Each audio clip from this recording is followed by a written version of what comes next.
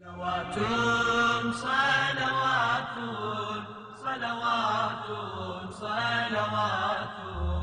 صلوات صلوات صلوات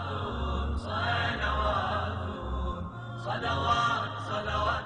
لوگ امام کاظم کو زاہد، عابد اور پرہیزگار کی حیثیت سے جانتے تھے، یہاں تک کہ آپ کے جانی دشمن بھی آپ کی ان صفات کا اعتراف کرتے تھے. اور مامون اس کے والد ہارون رشید سے، جس نے بہت زیادہ تعداد میں شیعوں کو اور امام کاظم علیہ السلام کو شہید کیا، اس واقعے کو نقل کرتا ہے. کیا تمہیں پتا ہے کہ شیعہ مذہب میں نے کس سے سیکھا ہے؟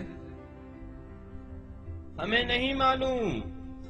ہارون الرشید نے مجھے مذہب شیعہ سے آشنا کرایا. کس طرح سے ہارون نے آپ کو شیعت سکھائی جبکہ وہ خود شیعوں کو قتل کرتا ہے؟ میں جب ہارون کے ساتھ حج کرنے مدینہ پہنچا تو ہارون نے حکم دیا کہ جو مجھ سے ملنا چاہتا ہے پہلے اپنا تعارف کرائے اور پھر میری اجازت کے بعد میرے دربار میں آئے. تو جو بھی دربار میں آتا تھا اپنا تعارف کراتا تھا اور ہارون اس کی حیثیت کے مطابق اسے عطا کرتا تھا. کہ اچانک دربار کے نگہبان نے ہارون کو یہ اطلاع دی. موسیٰ بن جعفر نام کا ایک شخص دربار میں آنا چاہتا ہے یا امیر. ہارون نے فوراً جواب دیا، انہیں اپنی سواری کے ساتھ میرے تخت کے پاس لے آؤ. جب امام کاظم نے ہارون کو دیکھا تو چاہا کہ وہ سواری سے نیچے اتر آئیں. ہارون نے کہا، نہیں نہیں، میں آپ کو یہاں نہیں اترنے دوں گا. آپ اگر اتریں گے تو میرے تخت کے قریب. پھر ہارون نے آپ کو نہایت احترام کے ساتھ اپنے قریب بٹھایا اور آپ کے حضور میں بڑی انکساری کی حالت میں اپنے سوالوں کا جواب دریافت کرنے لگا. اور جب امام جانے لگے تو وہ بہت عزت و احترام کے ساتھ کھڑا ہوا اور امام کے چہرے مبارک کا بوسہ لیا اور کچھ مال امام کی خدمت میں پیش کیا اور ہمیں یہ حکم دیا کہ ہم ان کے گھر پہنچنے تک احتراماً ان کے ساتھ رہیں، اور ہم نے بھی وہی کیا جو مامون نے حکم کیا تھا.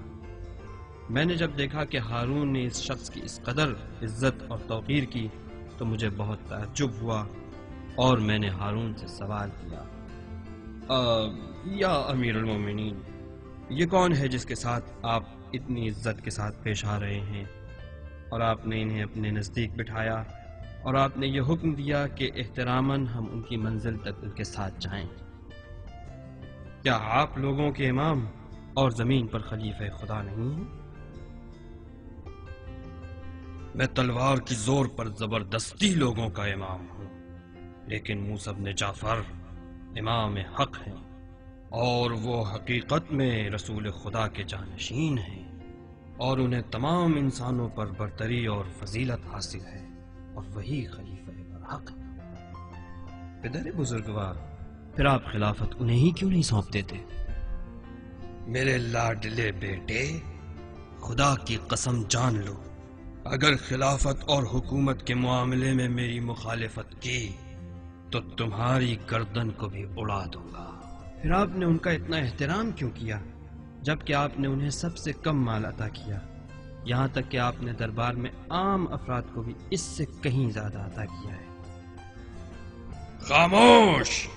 ان کا محتاج رہنا ان کے غنی ہونے سے بہتر ہے، کیونکہ اگر اہل بیت کے ہاتھ مال تک پہنچ جائیں اور ان کے ہاتھ کھل جائیں تو پھر دوسرے ہی دن 100,000 شمشیروں کے ساتھ وہ ہمارے مقابلے میں کھڑے ہو جائیں گے.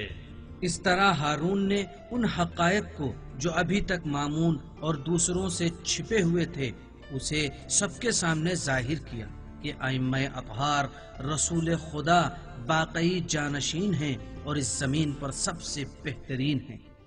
لیکن افسوس کہ حکومت اور خلافت حق اور ناحق کو نہیں پہچانتی، اور جیسے بھی ہو سکا خلافت کو اس کے اصلی حقدار سے چھین لیتی. صلوات صلوات صلوات صلوات صلوات صلوات